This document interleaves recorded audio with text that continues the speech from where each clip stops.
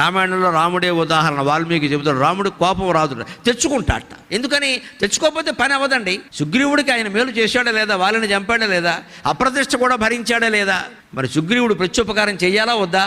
వాడు వెళ్ళి శుభ్రంగా ఆవిడెవరు రోమన కాదు, తారను కూడా పెట్టుకుని సమస్త భోగాలు అనుభవిస్తూ 4 నెలల పాటు రాముడిని పట్టించుకోలే, మండదా?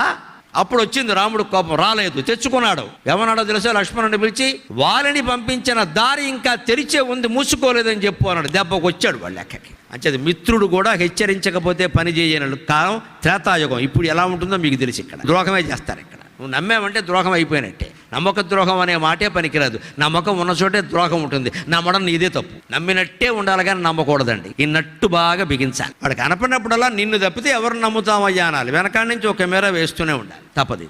ఇంట్లో వాళ్ళ విషయంలోనే తప్పదు, బయట వాళ్ళ విషయం చెప్పక్కర్లా. ఎవడు ఎప్పుడు ఎలా ఆలోచిస్తాడో, ఎవడు ఎప్పుడు ఏ రకంగా కొంప ముంచేస్తాడో తెలియదు.